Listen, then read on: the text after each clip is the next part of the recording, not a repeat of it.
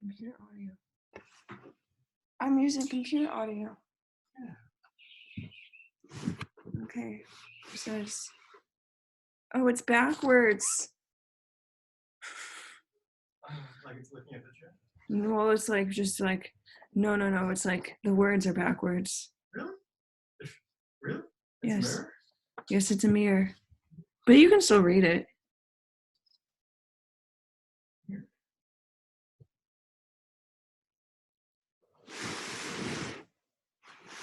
Oh, it's recording. That's good.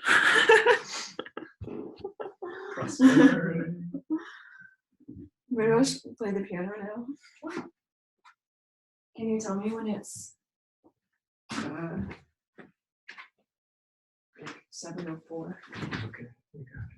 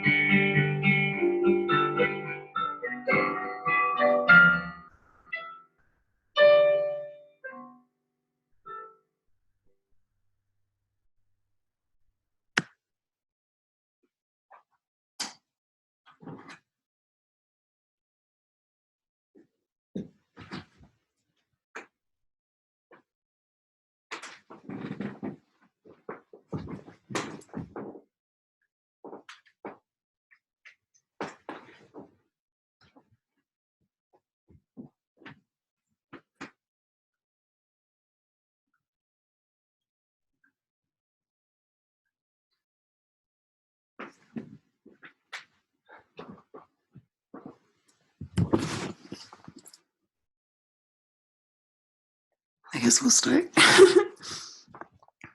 I've never done a Zoom thing like this before, and I'm not sure what I'm supposed to be saying right now, but I think I'm just gonna go for it. I'm Lexie. I'm happy that you're here. Oh.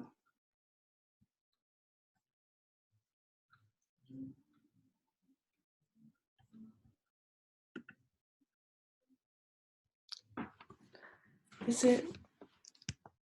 Something's happening.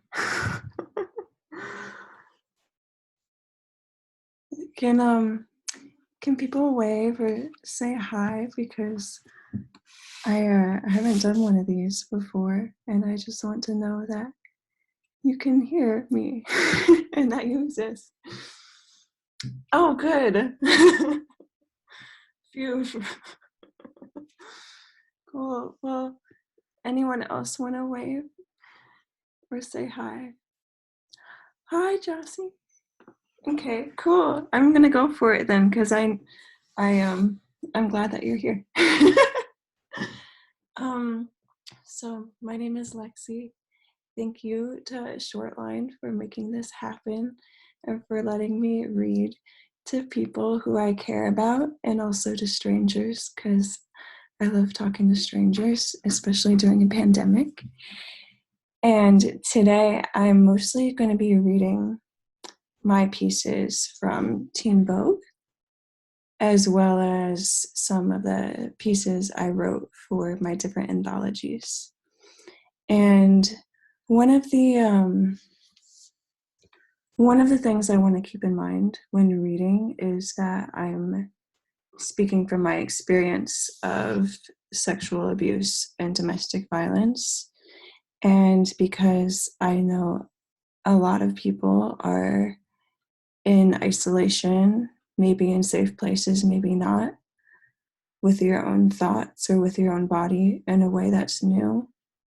And I want to give you permission to take a break from listening to me whenever you need to. And yeah, I won't be offended. I understand. And I also want to acknowledge before reading my thing that I am not the only survivor or trans person likely in any space, and in particular this space. And I want to acknowledge you for being here and for writing out this hard time, and for lending your ear to me. And without further ado, I'm going to read, let me find it,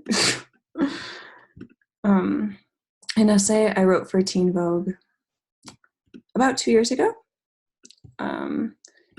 And I'll say more about the piece after I read it. It's called Valentine's Day Letter to My Body Parts. I sent myself the only Valentine that made me cry. Days alone in a hospital bed, tucked between dim lights and a thick language barrier. I could no longer deny how far I had tried to run from my own body. I originally admitted myself seeking a diagnosis to understand the hurt I had collected over the years. I was seeking a cure to overcome a feeling, as I had made the assumption that healing meant every day got better. And it wasn't working out for me. For years, I went in and out of the hospital without a diagnosis. I was simply afraid of my body, heavy with the question, will anyone believe me? I closed the notebook onto my lap, IV dripping into my tired veins. It is from there I started writing letters to my body parts.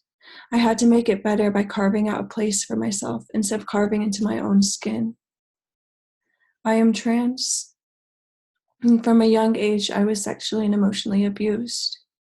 I rarely place these sentences next to each other because I don't want anyone to confuse my trauma with my liberation.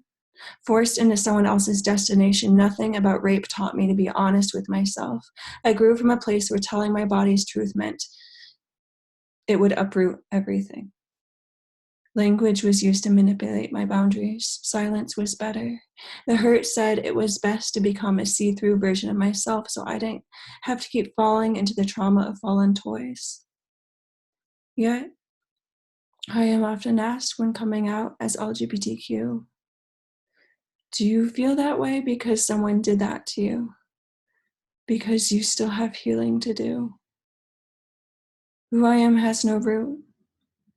Feeling seen is nothing to recover from. I thought for too long if identities and dreams were compartmentalized, I would be safer. I would be more valuable if I were easier to understand. Stumbling over my pronouns, sending me back home, people didn't always know what to do with me.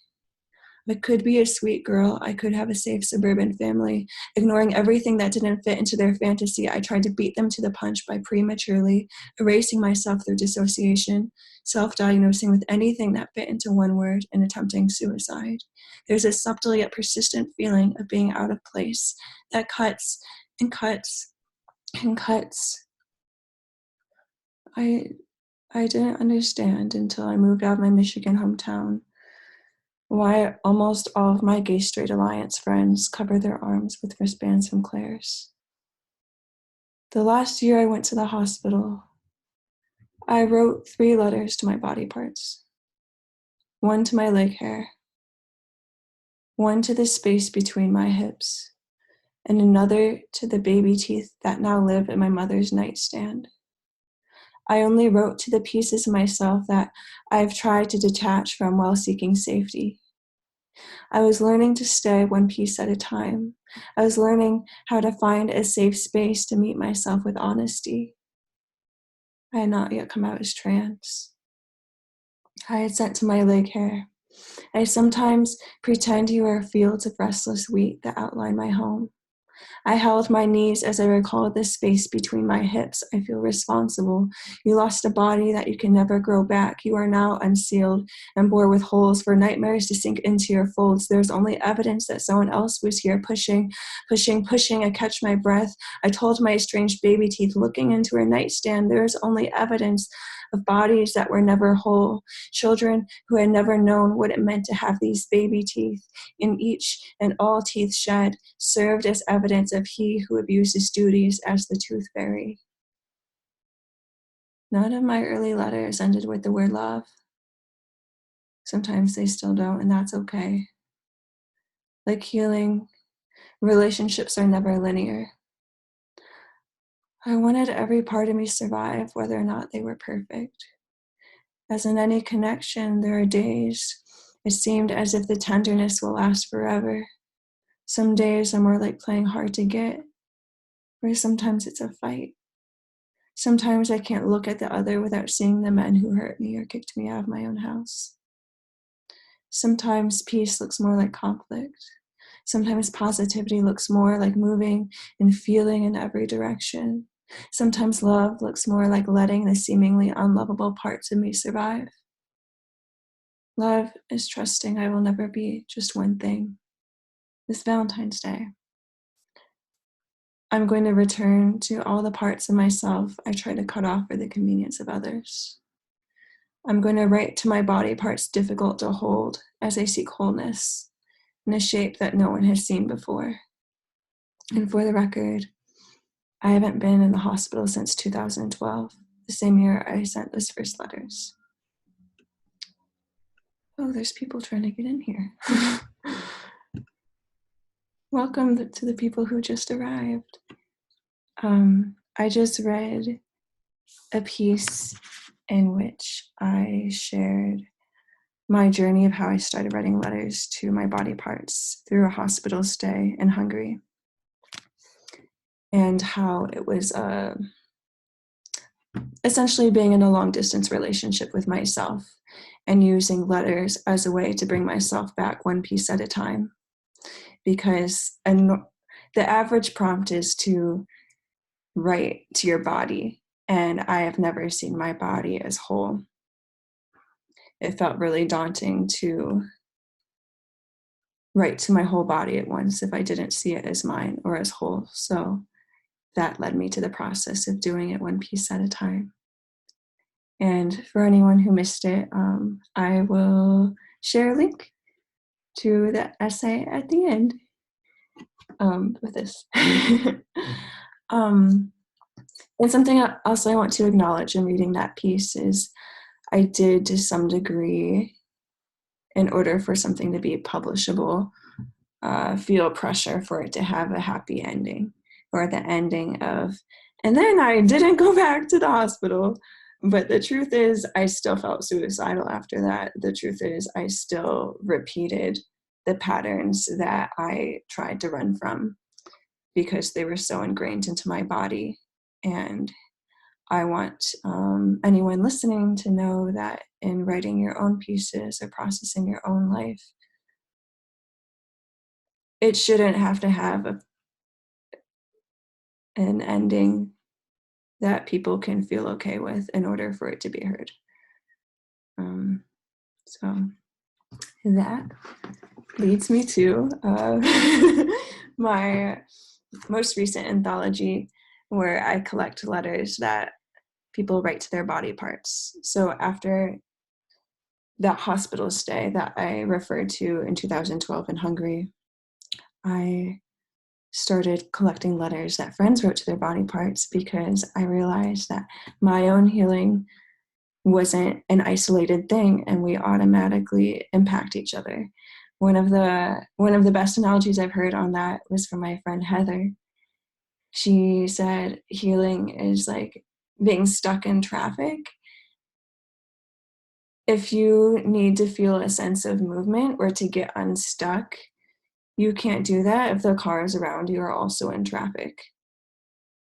Everyone has to move in some direction, and some people will have to take detours in order to feel a sense of movement, or the sense of going somewhere that's not the place that hurts. So I started collecting letters people wrote to their body parts, and this is the third edition of that journey. And I will only read pieces that I wrote. And if you were to just have a copy of this book written on the body, you would quickly discover that none of the letters or none of the contributors have their names at the end of the pieces. And I was intentional with that because what I wrote, I know my relationship with that part has changed, and I want to give people permission participating to know that their relationships can change, and if their names are attached to their pieces, that that it creates a kind of permanence that I feel is not true to a lifetime in any body. And also for safety reasons too, because it's focusing on survivors of sexual abuse and domestic violence. I'll start with reading a letter that I wrote to the hair that grows out of my cheek.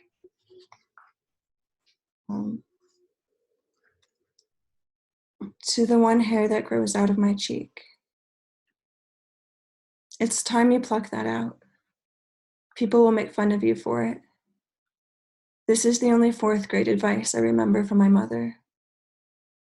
I borrowed her makeup mirror to observe myself under the harsh light, and my eyes widened at your thickness. Nothing felt more true. I pulled on you like a weed, your tip darker than the rest.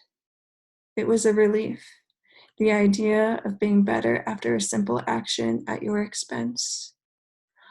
I wanted your absence to heal me, to tell me that I could stay in this body without offense.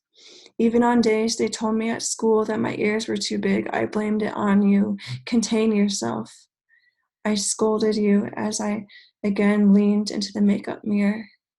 I blamed you for making their eyes notice me.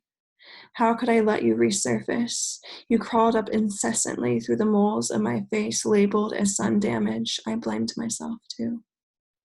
Everything that they said was true. After all, the only way to make a wish on a dandelion was by blowing all the hairs away. The further away they went, the more likely the dream would come true. By the end of the 4th grade, I stopped making wishes altogether, too distracted by the brown residue on my palm from the stems that maybe never wanted to be plucked. Teachers decided to ban dandelion bouquets from the classroom that year. They said leaving the weeds to the groundskeeper was a part of growing up. In the 5th grade, I made a list of every part of myself I would ban from my body.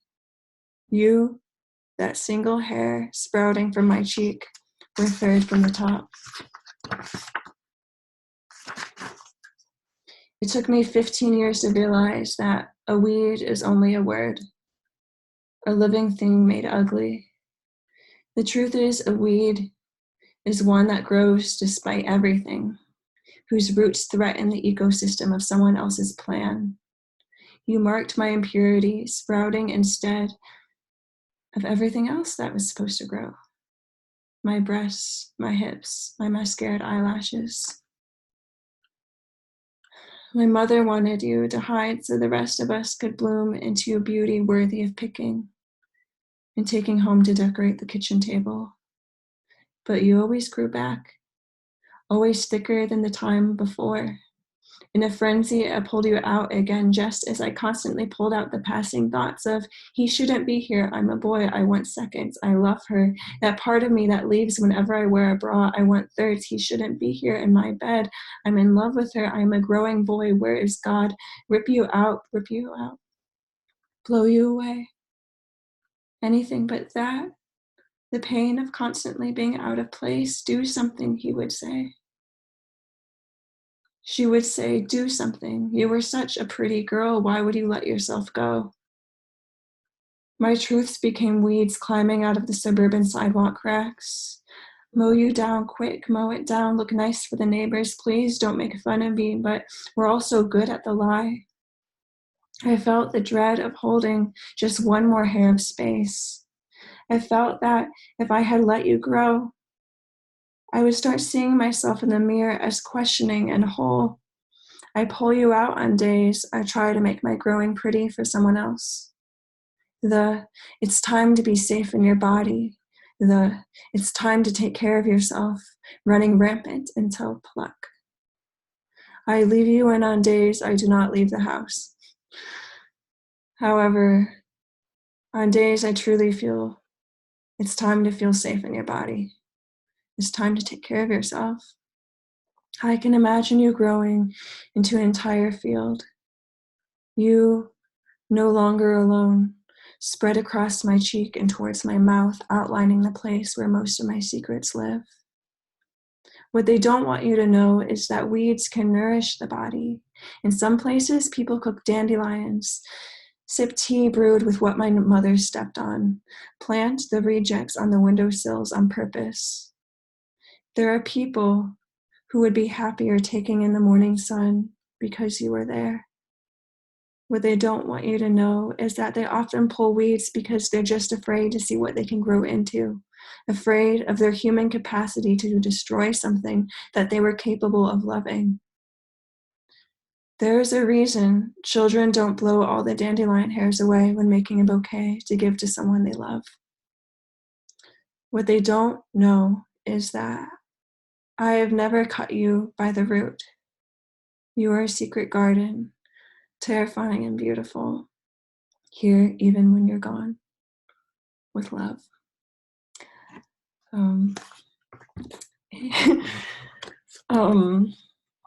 One of the funny things about that piece on this particular day, one, I only went outside to look in the mailbox, and that felt really adventurous. And two, I freaking pulled it out of my head today. I admired it yesterday. And then today, not even thinking about the fact that I would be on video or the fact that I would go outside to get mail, I had that just internalized reaction or item to put on my very long to-do list to pluck out what I just said I'm afraid of. And that's one of the reasons why I gravitate towards letter writing, and in particular, the letter writing to a body part prompt, because I know that it's an ongoing relationship and it's going to change. And like I said in the first essay that I read to everyone, not every letter is going to end with love. So what I would have written yesterday, I literally pointed out to my boyfriend, look, there's a hair on my face. Isn't it cute? And then today I pulled it out. So yeah, I don't know. Think about it. Okay, the next piece I'm going to read is one to my back.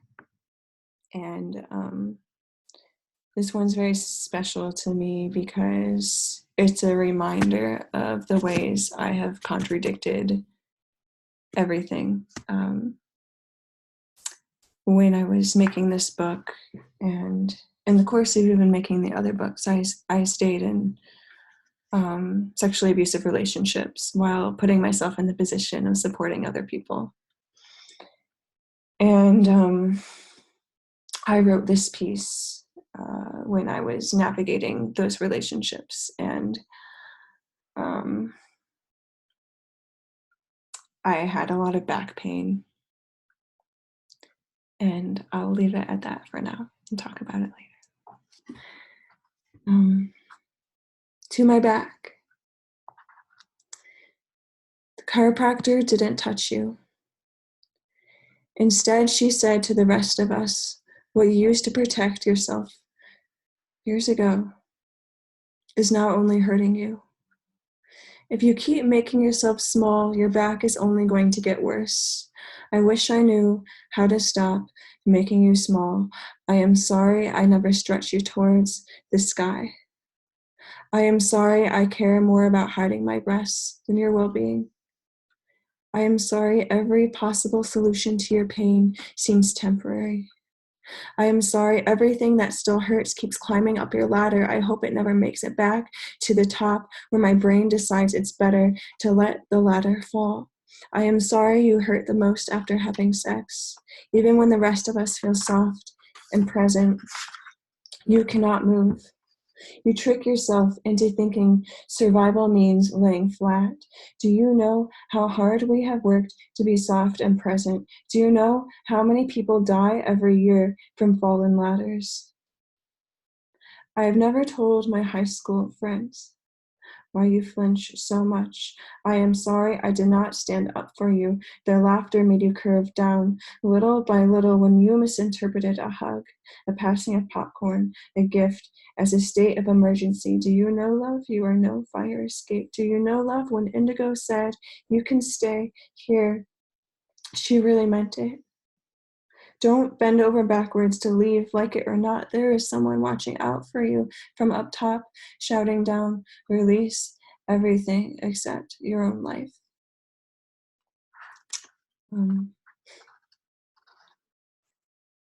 I know that piece would be so different now, but I really like revisiting it because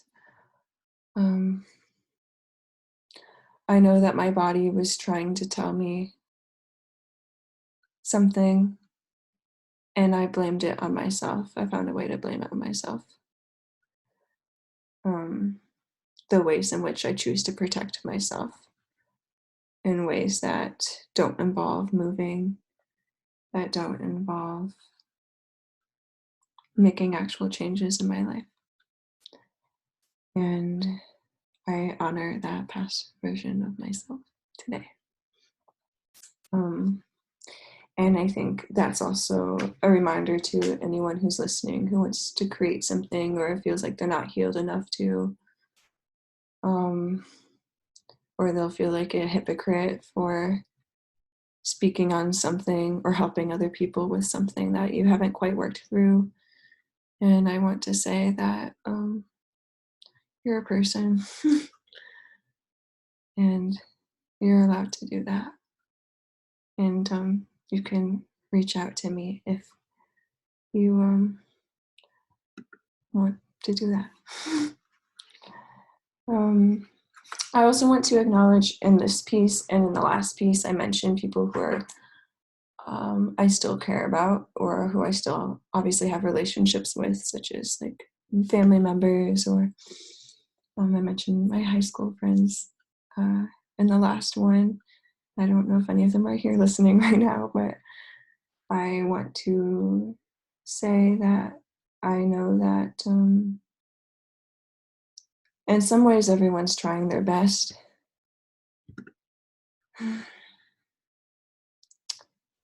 And there were a lot of things I couldn't say at the time where I was experiencing these things.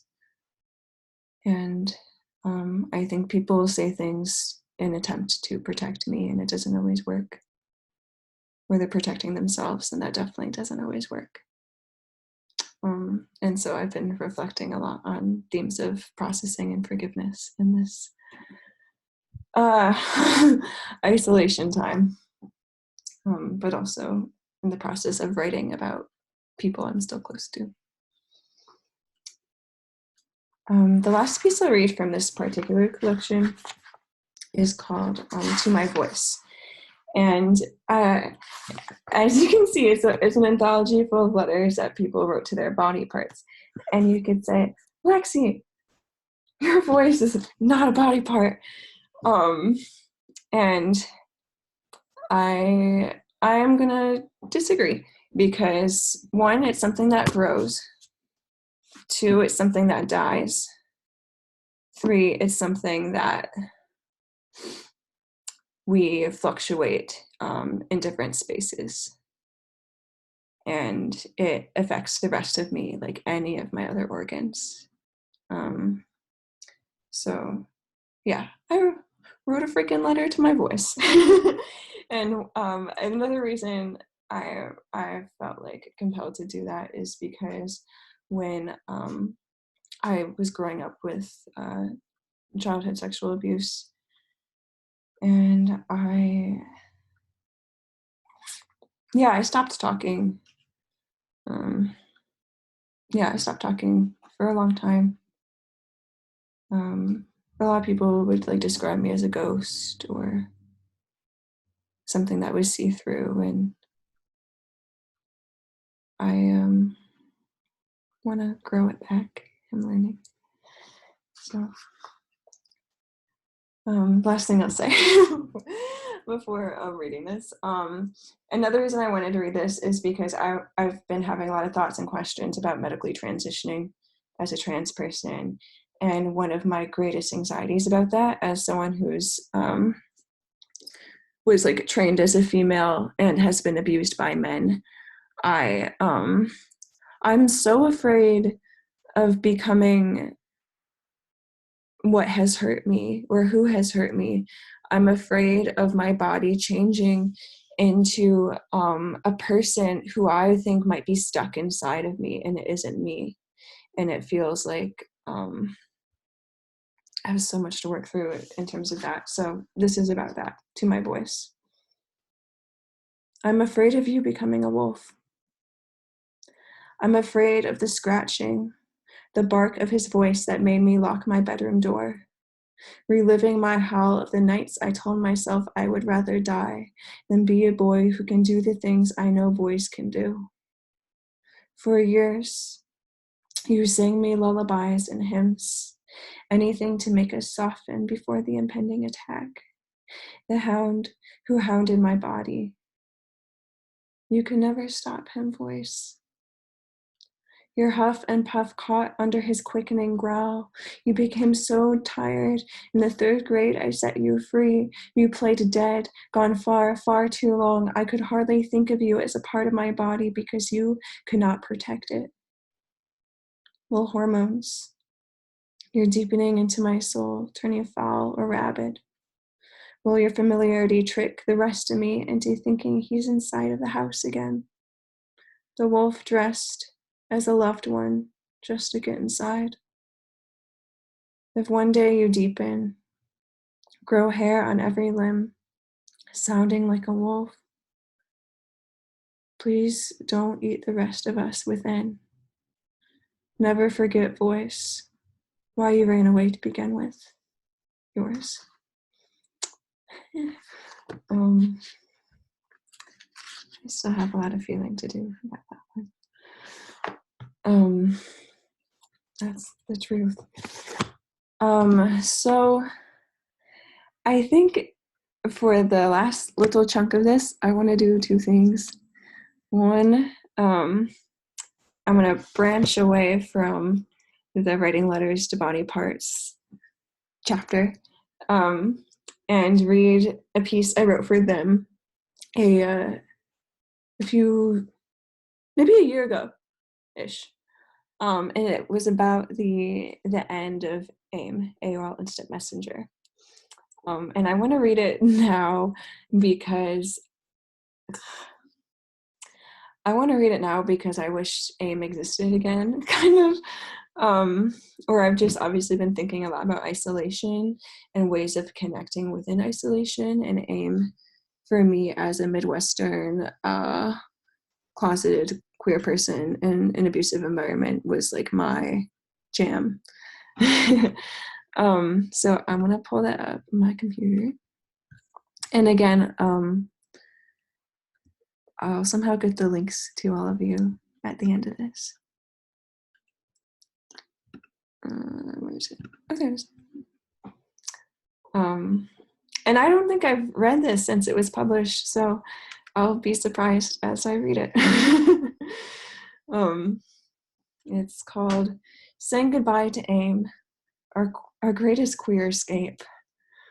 And there's a really nice illustration they added. Anyways. On December 15th, 2017, AOL Instant Messenger will shut down. These words would have destroyed me as a high schooler 10 years ago. Before texting, GChat, and Snapchat, there was an open door icon on my AIM buddy list, and it led to a world outside of my immediate reality. I didn't know what I would grow up to be, other than afraid. At my conservative public school in Livonia, Michigan, I was a part of an unofficial 7-member club called the Blossoming Queers with Complicated Home Lives. Speaking in the wrong way at home meant getting grounded. At school, it meant getting shoved into a locker. I kept quiet instead, carrying so many books and so much heaviness inside of me. During freshman year, in those hurried 5 minutes between class periods, my best friend Finn turned to me and said, "Lexie, I think I'm bisexual." Our faces flushed as she slammed her locker shut. Maybe no one else had heard her above the hallway clamor of weekend gossip, falling textbooks, and hurried footsteps. I couldn't grasp what Finn's words meant for our future. I never heard of anyone growing up to be anything but straight. I embraced my big red English notebook and held my planner close to my body. I fumbled with the notebook's spiral spine and said nothing. I couldn't move. She was waiting for me to support her, but I didn't even know what it meant to be bisexual. I had a feeling it meant something bad. My family installed a child lock on my computer that banned anything useful, including Google, so looking up on the internet wasn't even an option. Sophomore year, I learned about the internet in my friend Nina's basement. We sat in beige basket chairs, crowded around a spacious desk. Nina took me and Finn through the inner workings of PhotoBucket and MySpace profile settings while blasting the Dresden Dolls and Marilyn Manson. She showed us My Hands Are Bananas, my first YouTube video, porn, and porn featuring Pamela Anderson on a boat, and Two Girls, One Cup. Most importantly, she introduced us to AIM. Too nervous about getting caught calling boys or making prank phone calls, we planned something quieter. Together, we bit into our cold slumber party pizza and took on the persona of a teenage boy to instant message Carly, a girl from my elementary school Girl Scout troop who grew up to be popular. Well, Nina had a boyfriend at the time, and it didn't cross my mind that she could like girls too. It was simply a game, an opportunity to ask things I never would have asked in person. I didn't know that we were flirting with Carly by pretending to be someone that she could be attracted to. It was only later through an AIM chat that that I learned that the word bisexual meant attraction to more than one gender. I relied on definitions that my friends sent from the dark of our basements using the first names they ever created for themselves, their screen names. I pressed into the keyboard frantically, sending questions about love and sexuality I knew I couldn't get the answers to in person. It was then I realized why we always play truth or dare in the dark. Light exposed our vulnerability, our sensitivity, our curiosity, and we were scared to see and be seen so clearly. Afraid of my parents finding out what I was up to, I started to hide my laptop beneath my olive green comforter. Senior year, I befriended Juan. She told me she didn't believe in love and that she liked my photosynthesis-themed cover Bohemian Rhapsody called Autotrophic Rhapsody. The two of us developed a strong bond over AIM. Juan told me in green font, I identify as fluid, as a replacement for bisexual. Fluid was the first word I finally saw myself in, one that implied movement. I didn't need a destination to be real. I didn't tell Juan, me too. I kept it a secret. I held on to her phrase every time I was asked, so what are you going to be when you grow up? Nina and Finn both wanted to be singers. I couldn't fathom filling a room with my voice. Instead, I made my AIM chat icon the Rolling Stones' lips. Though I never listened to their music, the open mouth was a simple reminder of what I was doing with my time online. I took it one day at a time. Each login unfolded a new secret demanding to be heard. Juan taught me the word fluid the same week a classmate, Dexter, who was quietly dating my friend Teddy, sent me an instant message. The couple would hardly say a word to each other until the final school bell rang and the varsity jocks cleared the building. I knew Dexter hid himself every day. All the ways Teddy said, I care about you, were kept secret at home and at school. Dexter was stuck in a city that didn't want him. There was nothing for him to aspire to. Who would he grow up to be if he didn't know what growing up gay could look like? What if I want to die? Appeared in the little white box on my screen. I held my computer a little closer, as if Dexter could feel me reaching out to him. I thought about his freckles and hoped that he also had a basement or a blanket to write safely from. I didn't know what to say. We had only spoken twice before. His typing had a pulse. The red text was the only thing that let me know he was still there. When Dexter stopped writing that night, I prayed that he was just taking the time to change his AIM font color, update his MySpace profile song, or do anything that would quietly let me know that he was still hanging on. When I saw him the next morning, it was as if we were meeting for the first time. Later that day, I received an instant message from my boyfriend, Sonny, who always hid his expressive blue eyes behind a curtain of platinum hair. He only shared his feelings through links to YouTube videos, and he got upset when I would share songs that weren't about love. He told me I love you for the first time through a MySpace quiz that asked the question, what would you say to the last person you hugged? Sonny's black and green type swept across my screen, promise not to go. He asked if I cared if he slept with a dude years ago. He asked me what kind of man he would be if that dude he slept with maybe made him do it. I never told him that same thing happened to me. Instead, I held on to his words and sent another song. Sonny and I never brought this up the few times we saw each other in person. Instead, we'd lay in burnt grass, not even moving to touch one another. In our suburban world, my friends and I struggled to find ourselves. Maybe sharing our histories out loud would have made them seem more real. Maybe we were scared of articulating feelings that we couldn't simply scroll past. AIM held the version of myself I kept hidden offline. It was a safe place to explore. It was an escape, and that's what we needed most. Well, there's 15 minutes left of this chat zone, or listening zone. I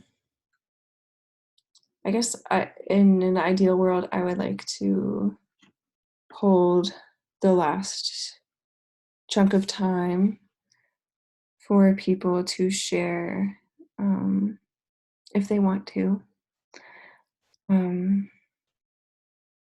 Anything that resonated that might help you later today or tomorrow.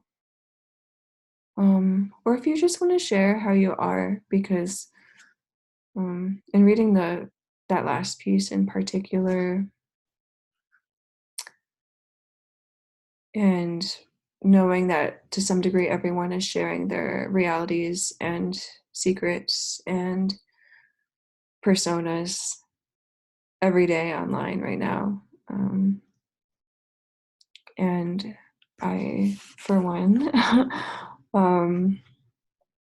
felt really alone earlier today. And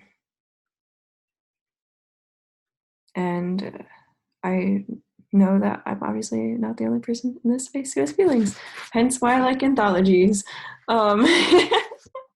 So yeah, I want to open that space for whoever wants to share. I'm assuming that's an option on here, but I could be wrong. Do I unmute you? Or can someone tell me how this works? Or can you unmute yourselves? We can unmute ourselves, but I have to think That's first. so cool. Thanks. Yeah. So I'm gonna like not talk for like a minute, and even if we sit in silence, that's okay. But I just wanna let there be silence for a minute in case anyone wants to start.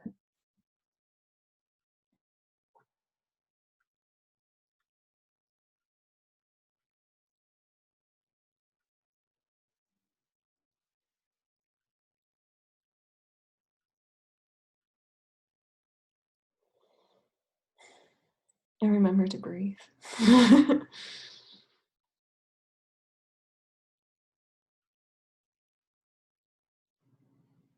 Hey, Lexie.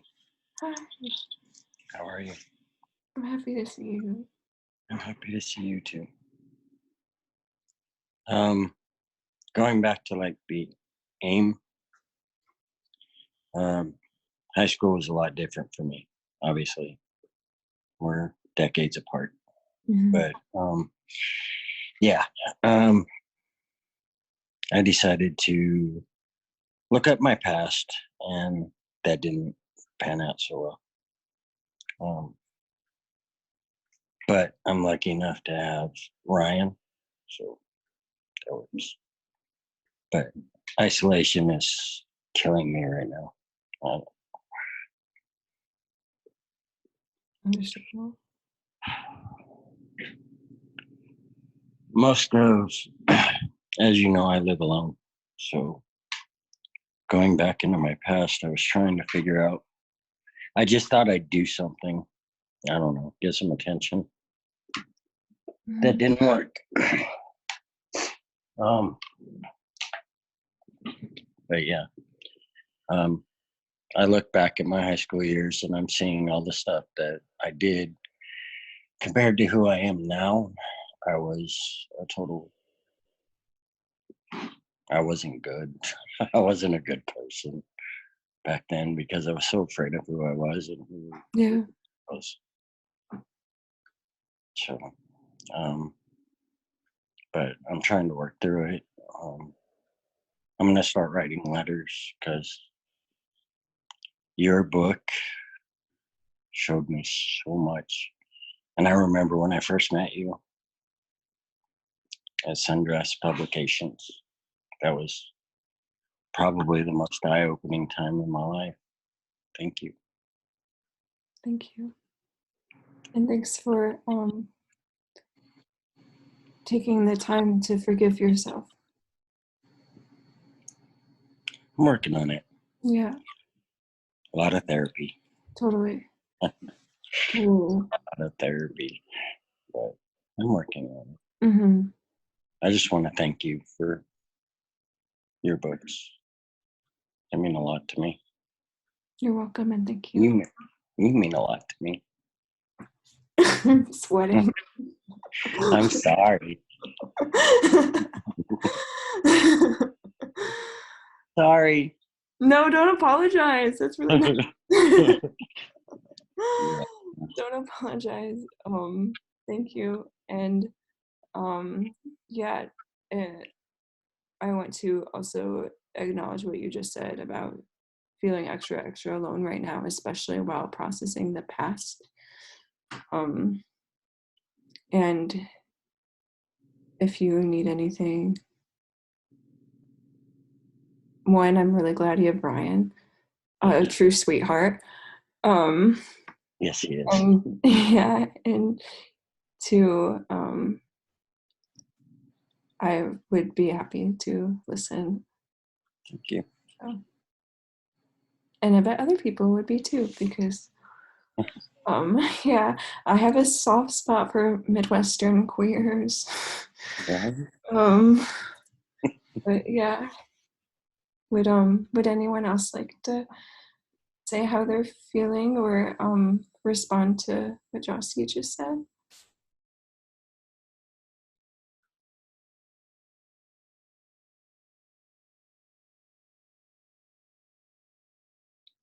Cool. I just want to make sure, sorry, I just want to make sure I say thank you because you're just able to articulate some things that hit so like it resonates so much, and it's so great to hear that and be able to have someone draw that out. So thank you.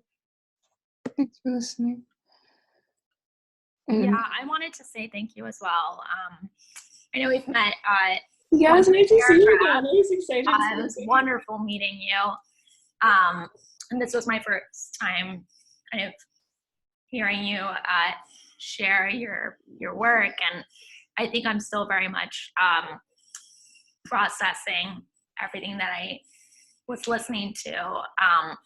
Many times it really just moved me to tears, and I think I'm still kind of thinking a lot about everything that you shared with us, and I just want to say thank you for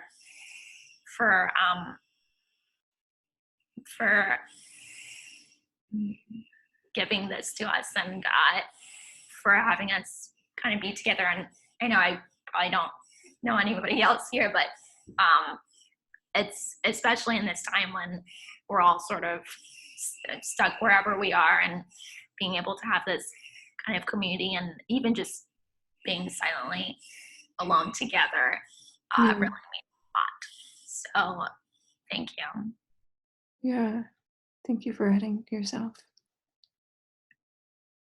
And I'm happy to see you again. Well, there's officially 6 minutes left, and so with that, I'll say a few things.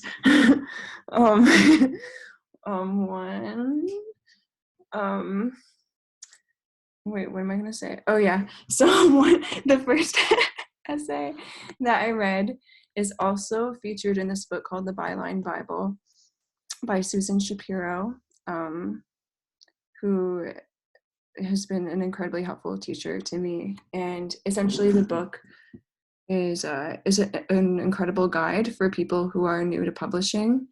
It really well outlines like how to pitch. My piece is listed as like one of the many example essays. There's some great pieces in there, even if you just want to read the book for the essays. Yeah, it's called The Byline Bible, so I wanted to plug that for Sue. This is the book that I read from, and I'll reiterate that I only read my pieces because I don't think it's right for me to read the other people's pieces and put my voice to their bodies in this particular context. And I want to say thanks to Shortline for putting this together.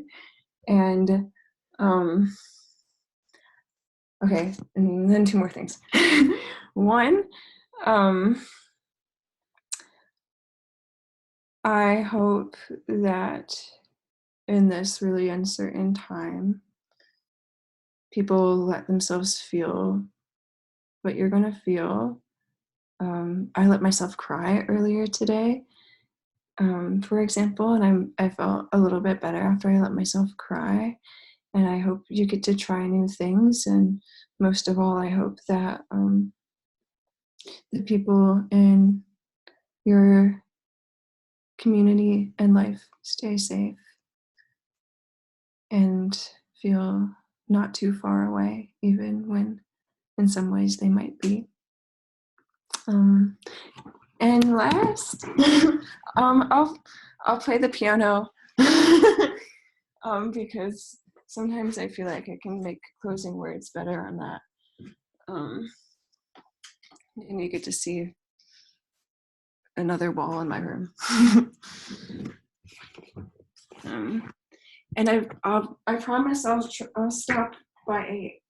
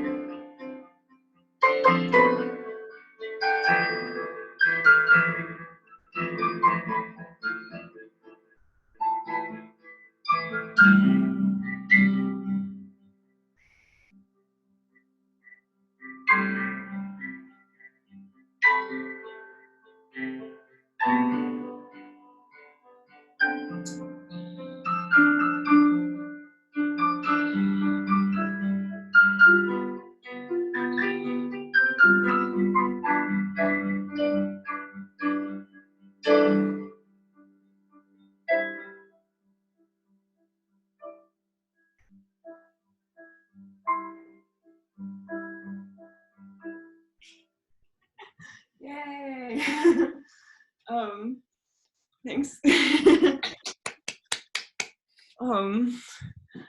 Thanks for coming. And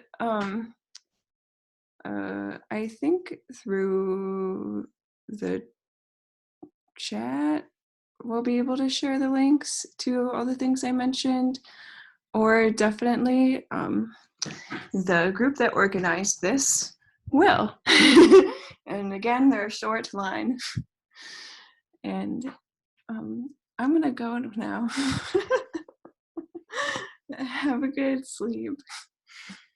Thank you. Yeah, thank you. Bye. Oh yeah.